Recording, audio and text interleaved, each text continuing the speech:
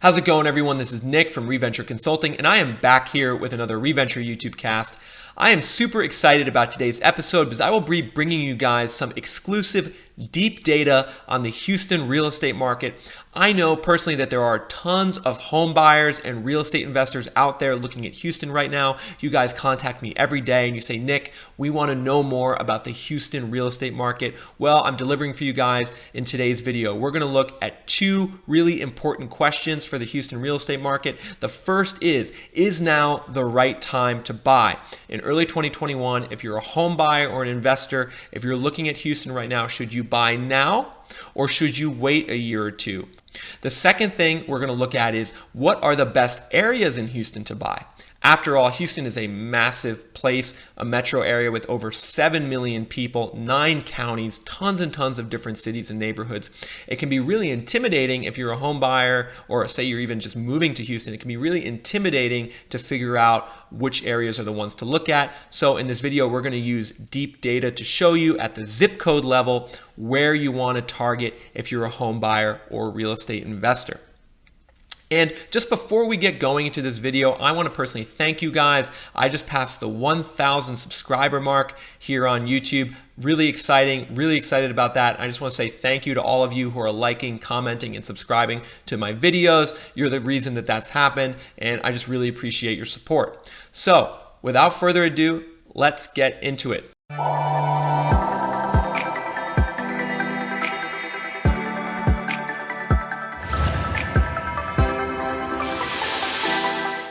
So the best way to get your arms around a real estate market, whether you're looking at Houston or anywhere else, is to establish some context. Just how much are home prices growing in Houston compared to other cities around the US? Starting at this basic level will provide context and allow us to really start digging into Houston's real estate market. And the one thing that sticks out is that Houston has actually had very poor real estate appreciation over the last 5 years. Simply put, values have not grown that much. Houston has had some of the worst real estate appreciation in the country from 2016 to 2021 over the last 5 years. And just how bad is it? So we're going to find out. On this graph, we're looking at the appreciation, the increase in home prices across the 100 largest metro areas in the US over the last 5 years. You can see here Boise, Idaho is number one. Home values in Boise have gone almost double from 210,000 to 396,000 over the last 5 years. Huge price appreciation in a place like Boise. We can see this dotted line shows that the median, the middle metro in the US, has increased home prices by 35% over the last 5 years, so roughly 7% per year. So where is Houston on this list? Well, we actually have to scroll down quite a bit to find Houston. Now we're kind of crossing the median. An average market might be a place like Akron, Ohio, Omaha, Nebraska, or Minneapolis. 35% growth appreciation over the last 5 years, but we still don't see Houston, so we got to keep scrolling. Where is Houston? Wow, it's pretty far down. All right. Here we found it. Houston ranks 89th out of 100 in the 100 largest US metros in terms of its value growth. Prices have appreciated by 23% over the last 5 years, with a typical price going from $188,000 to $231,000. And that's pretty bad appreciation, almost in the bottom 10 percentile. You can see that places like Chicago and Albany and Harrisburg, Pennsylvania have better appreciation than Houston. That shouldn't sit right if you're a real estate owner in Houston, because we know that Houston's growth is much better in terms of jobs and population than those markets. However, yet its real estate isn't doing very well. So what is going on here? Houston is a beast of a city, a beast of a metro, over 7 million people. Why is it not doing better in terms of real estate appreciation? And really there's two central reasons. The first is that Houston's economy has actually lagged significantly over the last 5 years. In fact, Houston's actually one of the lowest job growth rates of any large city in the country over the last 5 years. And that has to do with Houston's ties to the energy sector. So lots of oil and gas companies like Exxon, Conoco, Phillips 66, Halliburton, Baker Hughes, they all have huge headquarters in Houston, and they've all gotten hit really hard over the last 5 years as oil prices have declined. Back in 2015, the price of West Texas barrel of oil was over $100 a barrel. Back then, that really greased the skids on Houston's economic growth. A lot of these companies awarded big bonuses to their employees. They increased jobs. Well, all of that went into reverse starting in 2016 when oil crashed down to $30 or $40 a barrel. So Houston has been in kind of an economic malaise. It's still growing population, but its economy has kind of stagnated. And you can see that exemplified on this graph, which looks at the year-over-year change in jobs in Houston over the last 15 years. The red line benchmarked to the year-over-year change in jobs in Dallas. And so we can see is that, from 2005 to around 2011, Houston and Dallas were pretty much in lockstep with each other.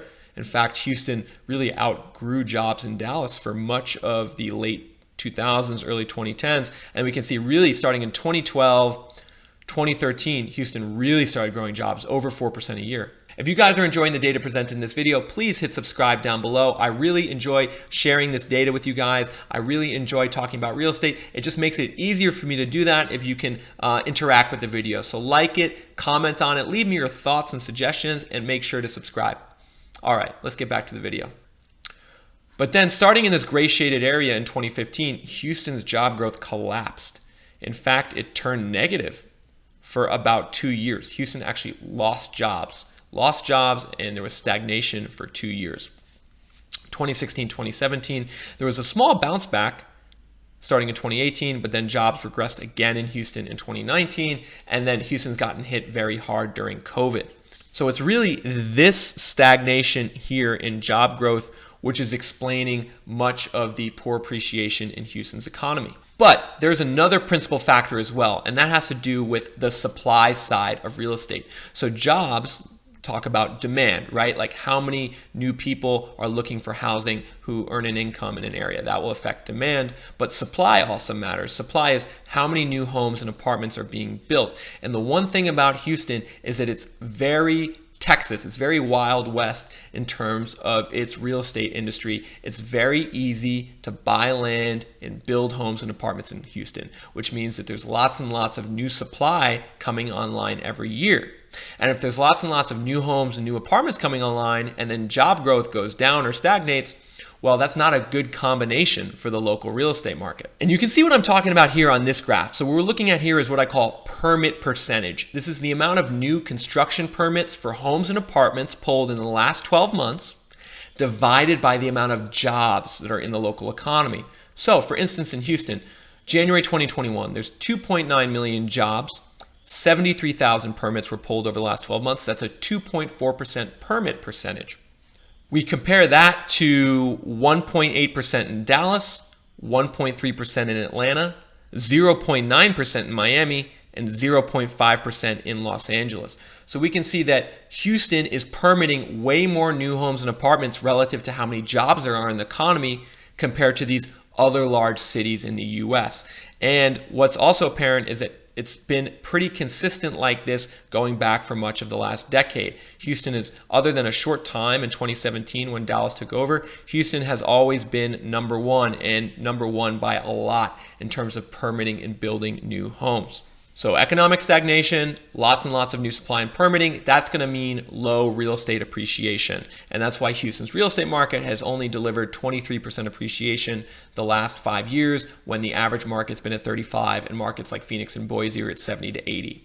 So what this means is that there's no easy money in Houston in terms of real estate appreciation. So if you were in a market like Boise 5 years ago, you could have bought anywhere. It wouldn't have mattered. You'd have just done really, really well. But Houston is much more neighborhood specific, right? If the market in general is struggling, you need to spend a lot more time thinking and looking at what neighborhood, what zip code am I going to buy into if I really care about growing my real estate investment, getting real estate appreciation.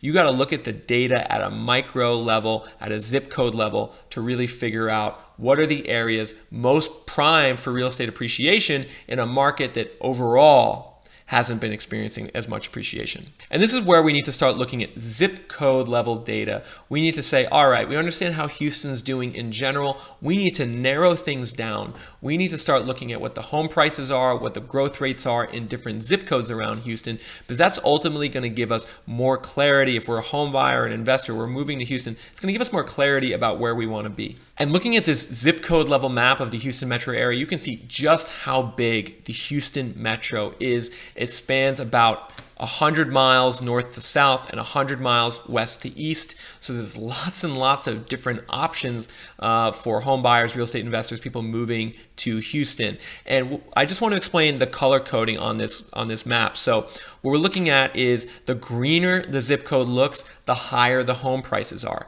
The bluer it looks, the lower the home prices are, and the more kind of translucent and white it looks, it's more in between on home prices. And the first thing that sticks out is the cheapest home prices are in two central areas. The first is like these outlying, more rural areas, up in Cleveland, Liberty County, Devers, Liberty County. You go down to Angleton and Brazoria County, Brazoria and Brazoria County. This is where you're seeing really kind of low values. These areas are more rural. But we also see lower values if we zoom in here. We see lower values in much of the center of Houston. These zip codes kind of to the south, east, and north of Houston's downtown are all pretty cheap. So Houston does offer lots and lots of affordability in its real estate market. Now, these places are in contrast to the green. The green are the more expensive real estate areas. These are the high-priced areas. This is where all the wealth is in Houston. And you can see that it's primarily concentrated in this section kind of to the west of Houston's downtown. There's a real cluster here of high-priced zip codes. You have 77005. This is West University Place, just west of Rice University. Typical price of $1.3 million. Just to the west of that, you have 77401 Bel Air, one of the nicest areas in Houston, typical price of nearly $900,000.